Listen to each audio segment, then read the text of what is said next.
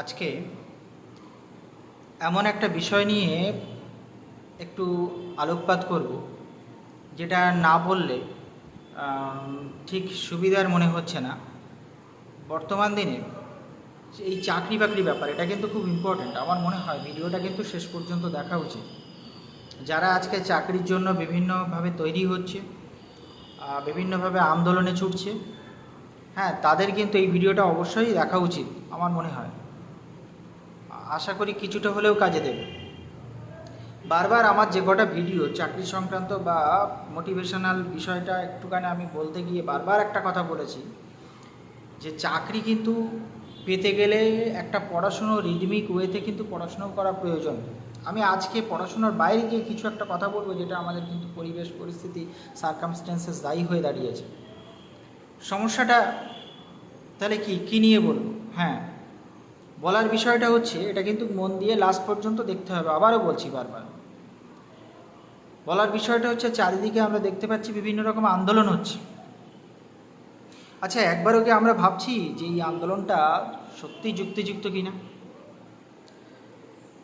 আমি কারোর পক্ষ নিয়ে বলছি না। সরকারের সমস্যা ছিল, যার জন্য জটিল জায়গায় দাঁড়িয়ে গেছে, এবং কিছু হয়তো দুর্নীতি ব্যাপার হয়েছিল, আমরা দেখেছি।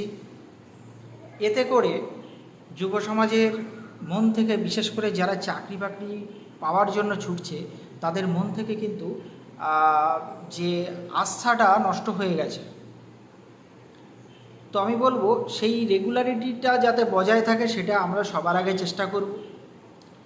বর্তমান দিনে এমন একটা পরিবেশ পরিস্থিতি হয়েছে যে একটা পরীক্ষা হচ্ছে, সমস্যা দেখা দিচ্ছে, অবশ্যই তার প্রতিকার করা উচিত। কিন্তু সেটার সাথে সাথে আমরা কি করছি?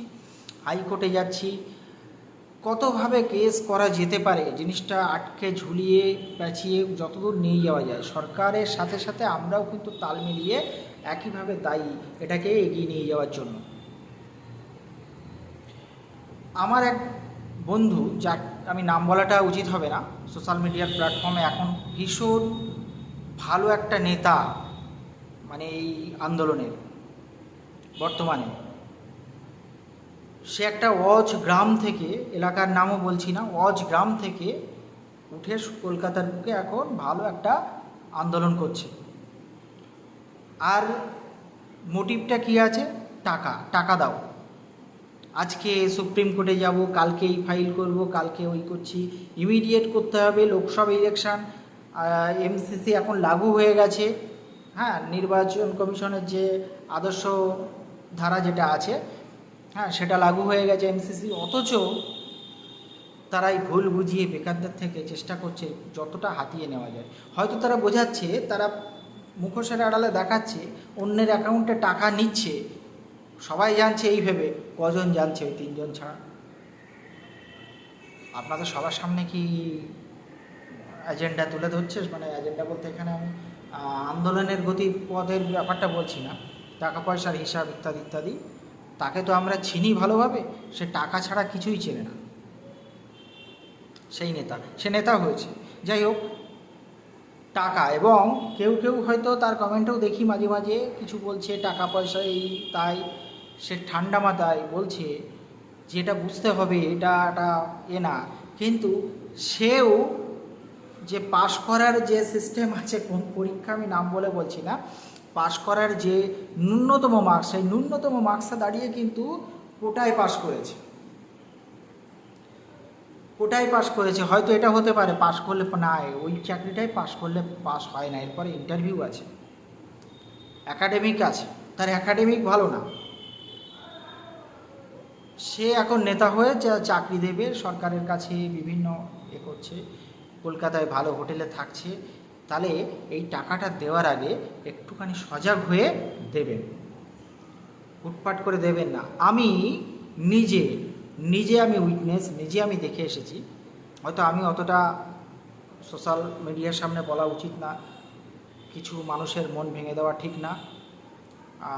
সবাই, এটাও প্রয়োজন, সরকারের যদি কোনো রকম ত্রুটি বিচ্যুতি বা পর্ষদের থেকে থাকে, সরকার হয়তো অজ্ঞাত অবস্থায় থাকেন, কারণ যাদের উপর দায়িত্ব দেওয়া আছে তারাই ত্রুটি বিচ্যুতি করলে হয়তো সেটা সরকারকে দোষ দেওয়া যায় না, বা আমি দেব না। দেওয়াটা উচিত নয়। সেই পর্ষদ হোক বা যে ব্যবস্থাপনা আছে তাকে আমরা তাকেই যারা ধরতে পারি, সেটা আমাদের অবশ্যই সবসময় সজাগ থাকতে হবে। কিন্তু এই আন্দোলন বলে বা যুব সমাজকে এইভাবে অন্ধকারের দিকে নিয়ে গিয়ে নিজের আখের গোছানোটা আমি মনে করি এই নেতাদেরকে দূরে সরিয়ে রেখে আপনাদের এটা কিন্তু ভবিষ্যৎটা নিজেরা তৈরি করতে শিখুন। যাই হোক, 2009 সালে চাকরির ক্ষেত্রে আমি বলবো, আপনারা অনেকেই হয়তো জানেন, দক্ষিণ 24 পরগনা এই নেতাদের মধ্যে টাকা খাওয়াখাওয়ি করে জিনিসটা পিছিয়ে যায়, অনেক কিন্তু দীর্ঘায়িত হয়ে অবশেষে সেটা হয়তো ছেড়েছে। গত বছর থেকে প্যানেল কিছু ছাড়া হয়েছে, সেই প্যানেলটা আবার উত্তর 24 পরগনা দীর্ঘদিন দেখেছি আমার বাড়ির পাশের একজনকে রীতিমতো, একজনকে নয়, বাড়ির আমার পাড়ার দুজনকে রীতিমতো টাকা দিয়ে যেতে দেখেছি। ইভেন আমার থ্রু দিয়েও সে পাঠিয়েছে 500 করে টাকা। এই বেকার ছেলেগুলো, এদের সত্যি বেকার এরা। তাহলে এরা যে টাকাগুলো পাঠিয়েছে, হাস্যকর বিষয় কি, পাঠিয়েছে আন্দোলন করতে, দরকার সবার চাকরি হয় না, ঠিক আছে, তাহলে চাকরিটা লাস্টে অ্যাপয়েন্টমেন্ট পাচ্ছে কারা? যারা কোনোদিন সেই ব্যবস্থাপনায় যায়নি, যারা একটা টাকাও দেয়নি, প্যানেলের নামই ছিল না। বহু উত্তর 24 পরগনায় যদি একটু খোঁজ নিয়ে সবাই আমরা দেখি, স্কুলে জয়েন করার পর আবার তারা বেরিয়ে এসেছে। এরা চাকরি নাকি হয়েছে। আর যে ছেলেগুলো এই আন্দোলন জারি রেখে প্যানেলটাকে প্রকাশ করেছে, তাদের চাকরিটা হলো না। তাহলে টাকা দেওয়ার আগে একবার ভাবুন, ভেবে করে দিন। যাই হোক, আমি বক্তব্য দীর্ঘায়িত করব না, এই সজাগটুকু একটু করার জন্য আমি এই ভিডিওতে আমার আসতে হলো। আশা করি ভিডিওটা শেয়ার করবেন, আর অবশ্যই ফলোয়ার্স বাড়ানোর জন্য যেটা কর্তব্য সেটা করে রাখবেন, যাতে পরবর্তীতে আবার ভালো কিছু ভিডিও দিতে পারি। আর অবশ্যই চাকরির পরীক্ষার জন্য নিজেরা একটা সত্তা মেনে কিন্তু পড়াশুনোটা করতে থাকুন, অবশ্যই কিন্তু চাকরি হবে। ধন্যবাদ সবাই।